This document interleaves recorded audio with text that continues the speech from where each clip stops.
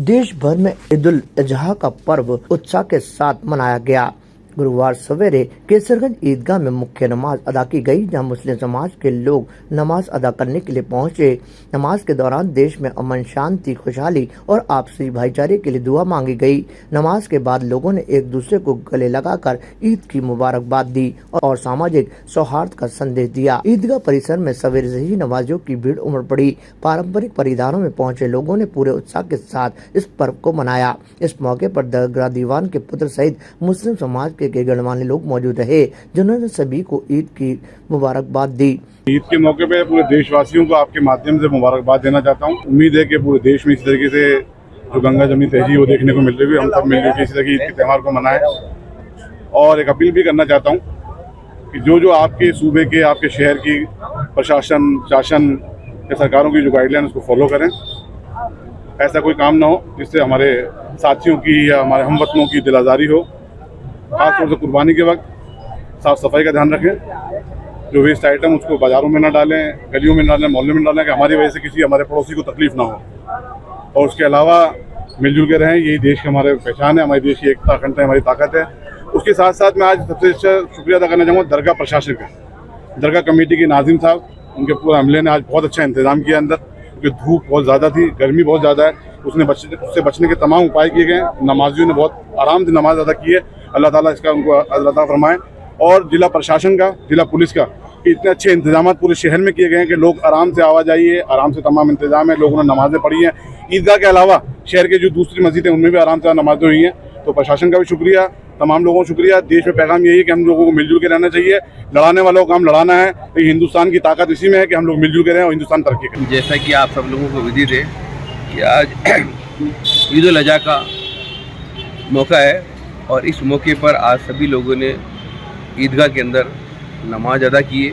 नमाज अदा करने के बाद, क्योंकि आपको मालूम है कि हिंदुस्तान एक गंगा जमनी तहजीब का मामला है और अजमेर तो विशेष रूप से ख्वाजा गरीब नवाज मौलवी चिश्ती रहमतुल्लाह और पुष्कर की वजह से कि एक ऐसा पैगाम यहाँ से जाता है।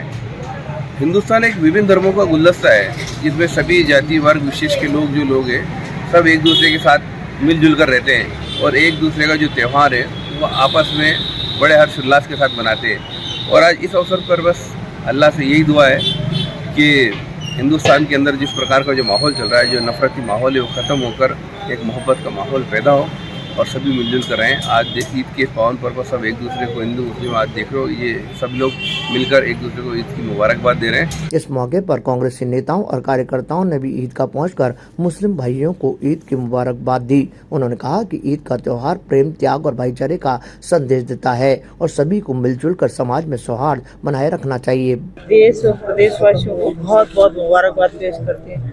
अल्लाह से यही दुआ करते हैं कि अमन, चैन, भाईचारा, खुशहाली ऐसे ही बनी रहे और ऐसे ही कौमी एकता का नज़ारा हमें देखते उनको मिले। और मालिक से ये भी दुआ करते हैं कि सबके दामन में ढेर सारी खुशियाँ हो, अमन, चैन और भाईचारे का परचम देश और प्रदेश में ऐसे ही लहरा। आज ईद उल अजहा का पाक पर्व है। पूरे देश को, दुनिया को, राजस्थान को और अजमेर वासियों को दिली मुबारकबाद।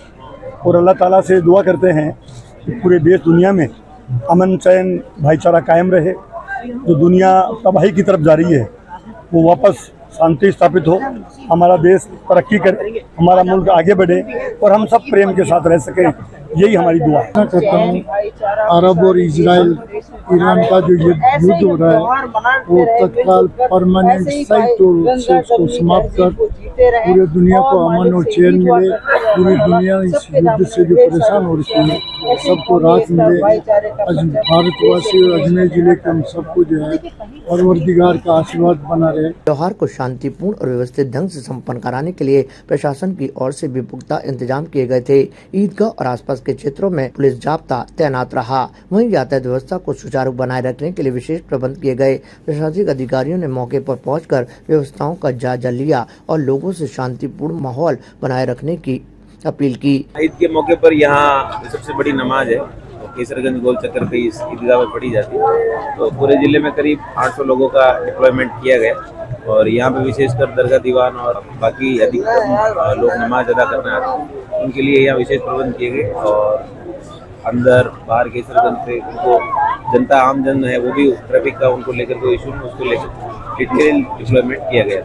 ईद को लेकर उल्लास और खुशी का माहौल देखने को मिला। बच्चों और युवाओं में खासा उत्साह नजर आया और लोगों ने एक दूसरे को घर पहुंचकर ईद की शुभकामनाएं पेश की और बकरे की कुर्बानी देकर उसका प्रसाद एक दूसरे को वितरित किया गया। ईद का पर्व खुशियों का पर्व, ईद का पर्व सांप्रदायिक सद्भाव का पर्व, ईद के मुबारक मौके के ऊपर मैं तमाम हजरात को ईद की बहुत बहुत मुबारकबाद देता हूँ। गरीब नवाज से अल्लाह ताला से अरदास करता हूँ इनके घरों के अंदर खुशियों की सौगात आए, ईद इनको मुबारक हो और ईद के मुबारक के अंदर इनके पूरे परिवार के अंदर जो खुशियाँ और अमन जो उत्साह अजमेर में बना है वो पूरे देश में बना रहे। ईद के जो सौहार्द के माहौल में जिस तरह से यहाँ पर आज ईद का त्यौहार मनाया जा रहा है, ईद मिलन किया जा रहा है, मेरी सर से और अल्लाह से यही दुआ कि देश में अमन चैन शांति हमेशा बना रहे, ये प्यार हमेशा बना रहे, इस त्यौहार हम सब मिलजुल कर बनाए और ऐसी मैं कामना करता हूँ कि देश में हमेशा प्यार बना रहे हिंदू मुस्लिम भाइयों में।